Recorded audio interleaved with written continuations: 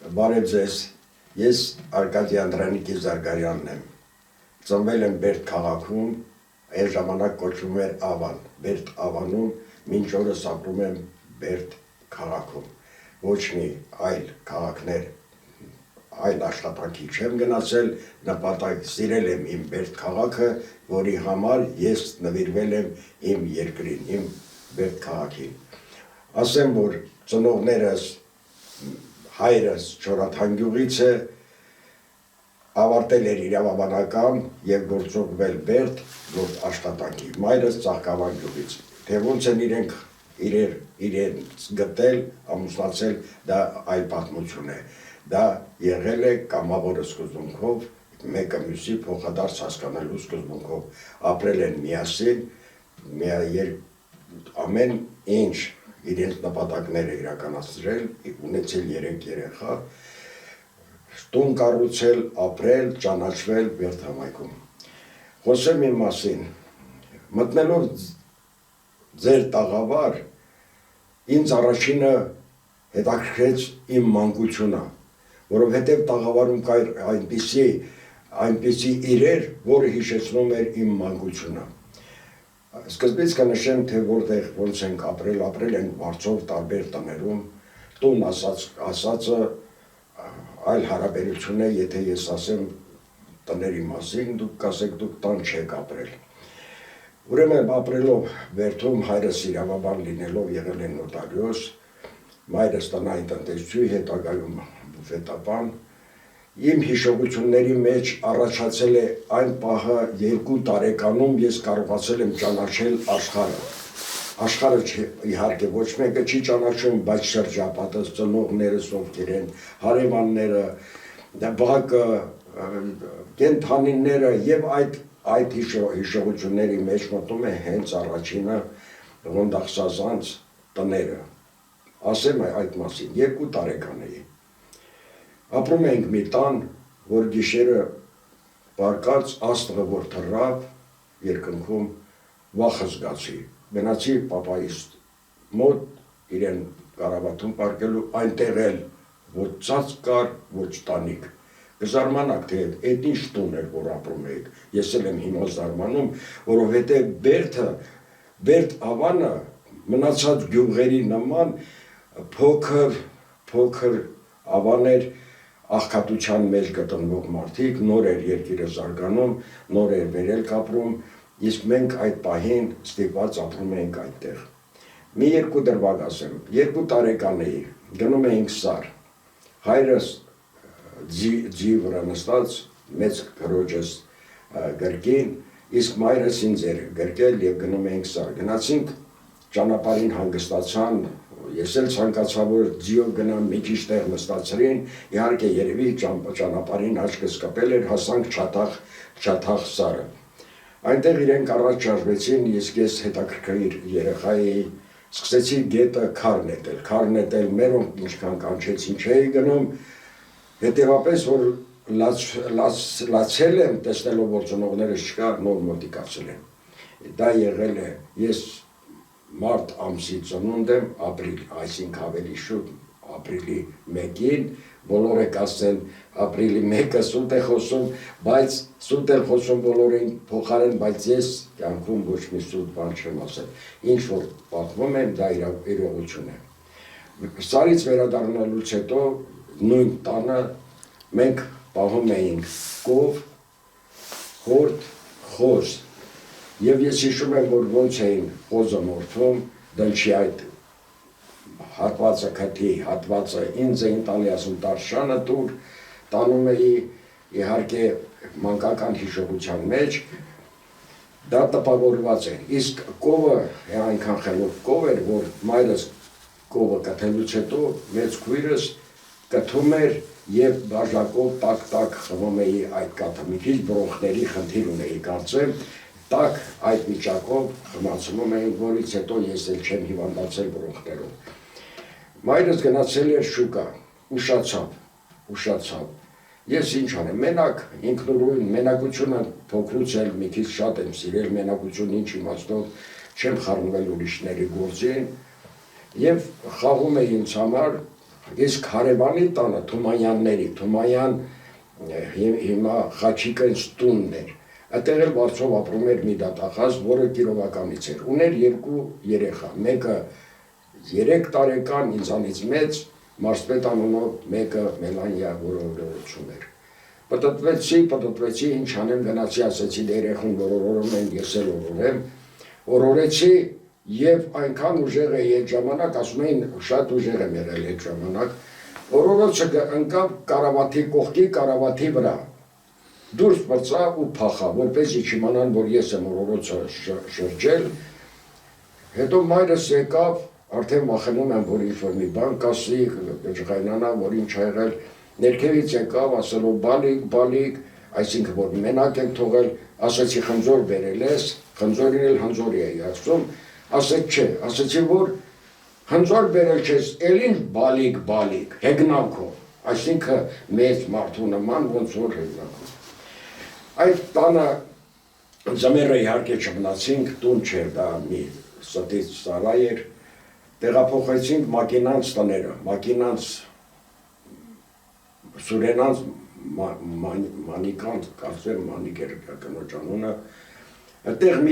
մեկ տարի մնալուց հետո ծնվեց իմ փոքր եղբայրը, որը ինձանից 3 տարով փոքր էր։ Այդտեղ մնացինք մեկ ձմեռ, որից հետո շատ լավ մարդիկ էին, բոլորն ասեմ, Մակինանց Արիսը, Սերգոն, հիշողությանս մեջ այդ անունները ես կարող շատ չասեմ, բայց դրանք էին հիմնականում մեր խազեինները։ Փոքր էի ես, այն ժամանակ հիմա եթե էլեկտրական ինքնագլորներ կան, սամագատկեք էին ասում, այն ժամանակ փայտից, առանցքակալներից պատրաստած, դա տարածված էր, թափի թաղից մինչև ներքև, մինչև ոստիկանության շենքը սպուսկ էր և սիրով այդ ինքնագլորները օգտագործում էին, ինձ էլ պարտադիր նստեցնում էին նստարանի տակ, նստում, շատ դեպքում գլորում, ինձ էլ հետը վիրավորում, մի խոսքով ինձ փոքր ժամանակվանից շրջապատած են եղել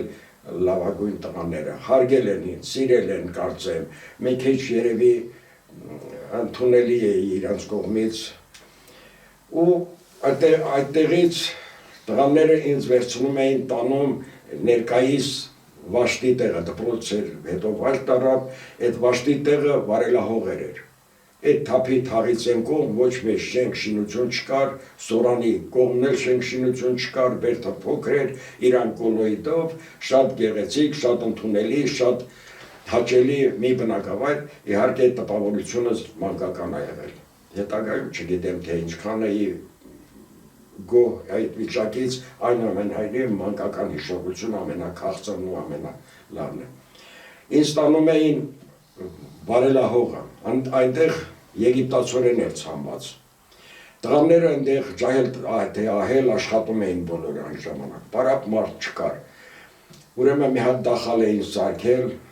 ծղոտ բանով, այդ կոճղերով փակած, առաջը կրակ էին արել, կոճղերը հավաքում էին, կուկրուզը այդ եգիպտացորենը բերում, խորովում էին, մի հետաքրքիր պրոցես, իսկ արդեն հավաքած տեղը 3 լուծ եզներով վար էին անում, հորեկչի, որ ասում են գութանի երգը կա, հենց նման ձևով 3 լուծ եզնով հորեկչին վար էին անում։ Այդ պայմաններում էին կապում, երկիրը աղքատ էր, չուներ համապատասխան տեխնիկա։ Այդտեղից տեղափոխվեցինք Մակինանց, տեղափոխվեցինք Ներսիսյանների տուն, այնտեղ կար մի տարեցկին Սուսեր Աքիրը, մեծ կին էր, Բերդի բարբառով ասում էր, Սևանս իրի ոչ, եկավ ոչ, բանակում էր, Սերոժը, Աշոտը, այդտեղ էին, տանն էին տղաները, իսկ Սևանը բանակում էր, իրի վեճ ասում էր, ես շատ համերաշ ձևով ապրում էինք, այդտեղ էլ ծածկ կար, բայց տանիք չկար, անձրևի ժամանակ կամ գնում էինք իրենց տուն, կամ սեղանի տակ և այլը,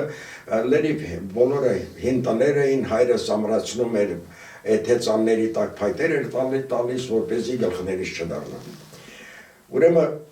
այդ 53 թիվն էր դա։ 53 թվին մի քանի օր առաջ լսեցի, որ ամենացուրտ տարիները երբ ա եղել, նշվեց նաև 53 թիվը, 1953 թիվը։ Այդ 53 թվին ուրեմն դուրս եկա ձունը արդեն այնքան բարձր էր, որ ես չկարացի առաջ շարժվեմ, հավերը դուրս էին գալիս թրթռում ձյան վրա ու դա տպավորված է, որ այն ժամանակ սահնակ էին քշում ջահելները, զբաղվում են, ծնագնդի էին տալիս, առույգ էին եւ ձուն կար։ Հիմա որոշ տարիներ բացարձակ ձուն չենք տեսնում, չգիտեմ ինչն է պատճառը, դա օթերոթավանները կվերլուծեն, այնուամենայնիվ այդտեղից տեղափոխվեցինք Պողոսյանների տուն, Ժորա կար մի հատ, Մանուչարյանների տուն, էլի շատ լավ մարդիկ էին, բայց իրենց Պողոսը, որը մեզ տարեց մարդիկ կիմանան, Մանուչարյան Պողոսը եկավ մեզ տարավ իրենց տուն, որ այդտեղ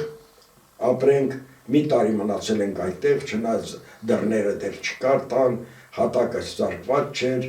դա 55-56 թվերն էր։ Այդտեղ կար մարդիկ անունով մի տղա, ինձանից 1 տարեկան մեծ էր, ինձանից մեծ էր, սակայն միասին ընկերություն էինք անում։ Այդտեղ ուրեմն շատ դրվագներ կար, ես չգիտեի գողությունը ինչ է, սակայն իմ պապը ասում էր, Չորաթանի պապը, որ շատ աշխատասեր մարդ ա եղել եւ ամոր գյուղում 5 տղայի համար տուն ա կառուցել, մի դրվագ էլ ասեմ, որ եզներից մեկը հիվանդանում սատկում է, 4 տղային մի լուծը տալիս է, ասում է պետք է քաշեք, որպեսզի հաց ունենանք։ Այդպես աշխատասեր մարդ էր, գյուղի ներքիշեն հատվածում մինչև սովետական կարգերը հաստատվել է 70 մետր երկարության գոմ էր պատրաստել, կոլեկտիվացումից հետո նվիրել էր, թե վերցրել էին կոնտեսյան համար եւ մինչև վերջերքս այդտեղ անասուն էին պահում։ Պապս ինչ էր ասում, ասում էր ձուկ գողանողը ձեր կգողանա։ Հիմա գամ այդ մարդիկին, ասեց գնանք ձուկ բռնելու գետը, Տավուշ գետը, ասի հա, համաձայնում է, բա ոնց ենք անելու ձուկ բռնելու, ասեց մեր մայկանները հանելու են ձուկը գալու, մեջ ընկնի ու մենք հանենք, առանց ծնողներին զգուշացնելու ճանապարհվեցին դեպի գետը։ Այսօրվա շինանյութերի խանութի տեղը սեփական տուն էր, կար մի հավանոց, այս մարդիկը ասեց հլա գնա, տես այդտեղ ինչ կա, գնաց տեսավ մի հատ հավ, ձվերի վրա նստած, ցավը փախավ, տակին մի 5-6 ձու, հետ դառա, ասեց, չտեսար ինչ կա, ասեցի տեսա, դու միասին ինքը գիտի տեղ, ասեցի ձու կար, բա ինչի չբերեցիր, ասի ոնց թե, ինչի ես պետք է ձու բերեմ, վերջը գնացինք ձուկ բռնելու, ինչ ձուկ բռնել, լավա քարի վրից չընկան, քարի վրա խոր բաներ, դճակ էր, այնտեղ փոքր մանր ձկներ էին, տեսանելի շատ փոքր, ինչքան փորձեցին ոչ մի բան չստացվեց, հետ դառանք հետ ճանապարհին այս մարտիկը, Պողոսյանց մարտիկը այդ ձուն գնաց վերցրեց։ Իրանց բերեց տուն, իրենց նանը գլխի եղավ։ Ու արդեն մեզ սկսեց վախացնելը, դուք ձու եք գողացել, Պողոսին, Անդրանիկին ասելու եմ, այ նրա հորը եւ իմ հորը։ Հիմա ես դողացնում եմ, ոչինչ չեմ արել։ Գողություն չեմ արել, բայց այնուամենայնիվ տպավորված է, որ ձու գողանողը ձու կգողանա։ Ու այդպես մինչև կյանքիս վերջը չեմ փորձել նույնիսկ դպրոցի այգին մտնել, խնձոր վերցնել կամ որևէ մի մասնավորի այգի մտնել, իմ մոտ տպավորվել է այդ։